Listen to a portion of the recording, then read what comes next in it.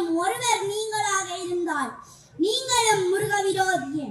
சிறுவயதில் Shaktimaan, Superman, Zeeman, கீமான் போல Sebastian சைமானையும் கடந்து வருவது தமிழர்களின் வாழ்வியலுக்கு நல்வழி சமைக்கும்.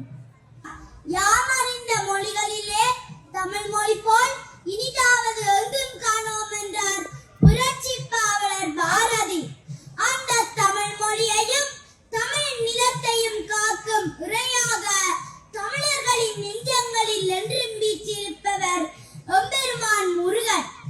இன்றைய சூழலில் சிலர் நமது தமிழ் பெற்றை ஒரு கருவியாக பயன்படுத்தி நமது நம்பிக்கையின் அடித்தளத்தையே தகர்க்க பார்க்கிறார்கள். முருகன் கடவுள் இல்லை, அவர் நிலத்தில் வாழ்ந்த ஒரு மனிதர், மன்னர். முருகன் நமது முப்பாட்டன்.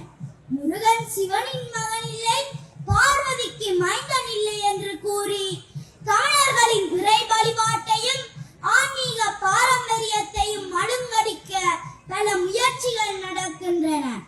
ஒரு சிலர் முருகன் நமக்கு விவசாயம் கற்றுக் கொடுத்த முப்பாட்டன் என்றும், ஒரு சிலர் முருகனின் உடம்பு முறுக்குகள் இருந்தது, அதனால் காணவரை முருக்கன் முருக்கன் என்று கூறி பின் முருகனானது என்கின்றார்கள்.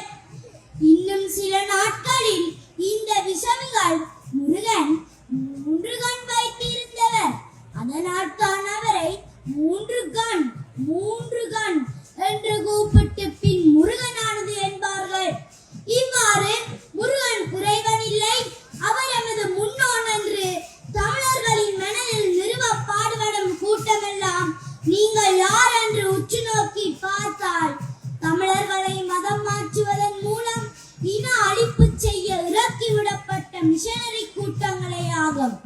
இவர்களை நாம் அடையாளம் கண்டுகொள்ளாமல் இருக்க இவர்கள் ஒளிந்து கொள்ளும் இடம் தமிழர்களுக்கு மட்டுமே சொந்தமான தமிழ் தேசியமாகும்.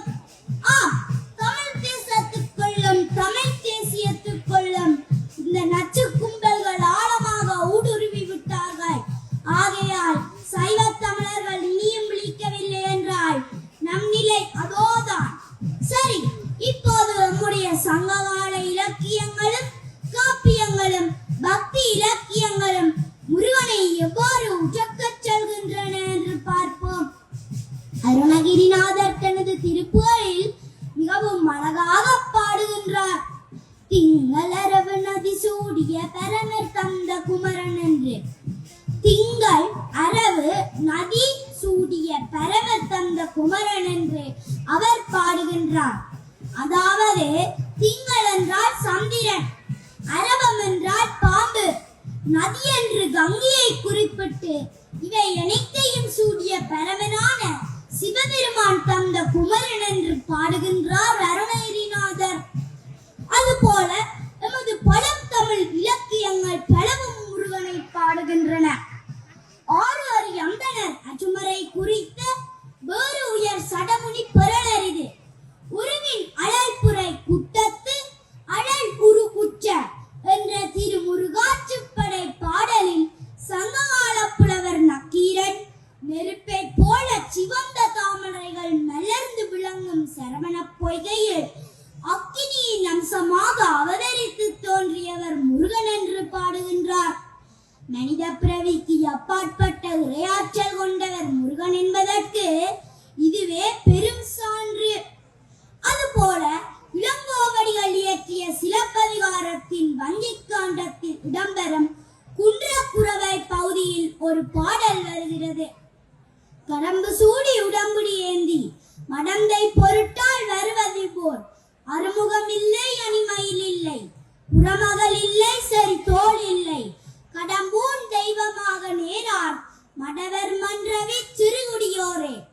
இந்த பாடலின் பொருளானது கடம்ப மாலை சூடி, அதாவது முருகனுக்கு பிடித்த மாலை, அதனால் தான் கந்தா கடம்பா என்கின்றோம். சரி, பாடலுக்கு வருவோம். கடம்ப மாலை சூடி கையில் வேலேந்தி மடந்தை பொருட்டான், அதாவது ஒரு பெண்ணுக்காக நீ இந்த ஊருக்கு வருகின்ற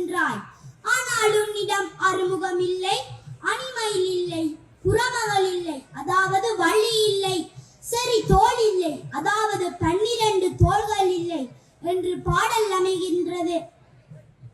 இந்த பாடலின் பொருளானது, இங்கு அந்த காதலன் தனது காதலியை பார்க்க, அதாவது தலைவியை பார்க்க முருகன் வேடமிட்டு அவளின் ஊருக்கு சென்று வருகின்றான்.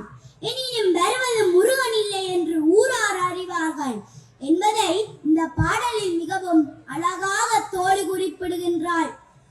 ஆக சங்க காலத்தில் வாழ்ந்த மக்களுக்கே தெரியும், முருகனுக்கு 6 முகம் உண்டு, அணிமயில் உண்டு, குரமகள் உண்டு, 12 தோள்கள் உண்டு.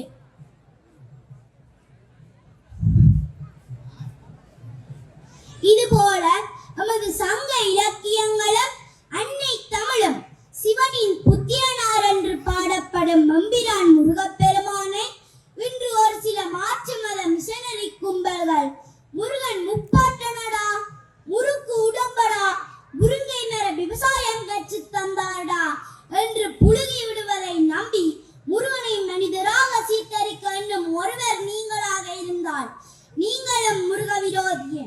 சிறுவயதில் சக்திமான், சூப்பர்மேன், ஜீமான், கீமான் போல செபஸ்டியன் சைமானையும் கடந்து வருவது தமிழர்களின் வாழ்வியலுக்கு நல்வழி சமைக்கும்.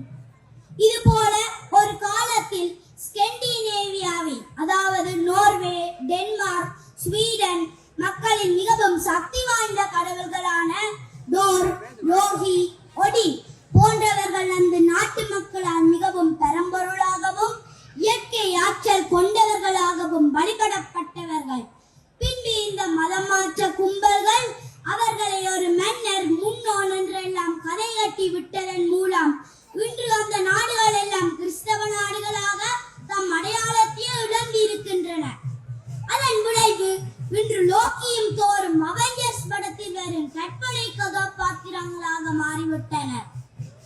இந்த நிலை எமக்கு உருவாக வேண்டுமா? இந்த நிலை எமக்கு உருவாக வேண்டுமா? புல்லுருவிகளிடம் இருந்து மிகவும் அவதானமாக இருப்போம்.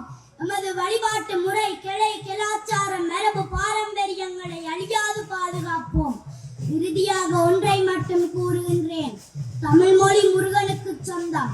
முருகன் அனைத்து உலகங்களுக்கு சொந்தம். முருகனே தேவசேனாதிபதி, முருகனே தகப்பன் சுவாமி, முருகனே கந்தன், முருகனே கடம்பன். ஓ முருகா, ஓ முருகா, ஓ முருகா. இறுதியாக இந்த ஆலய நிர்வாகத்தினருக்கும் பக்தர்களுக்கும் ஒரு வேண்டுகோள். சைவர்கள் அல்லாதவர்களுக்கு கோவில் நிலத்தில் இனிவரும் காலங்களில் உணவு கடைகள் போட இடம் கொடுக்க வேண்டாம். அவர்கள் மாமிசத்தை உண்ட அதே கைகளால் எம்பெருமானை எண்ணி விரதம் இருந்து ஆச்சாரமாக கோவில் வரும் பக்தர்களுக்கு உணவு சமைப்பது அவர்களுக்கு அல்ல, எமக்கே பாவத்தை சேர்க்கும். நன்றி.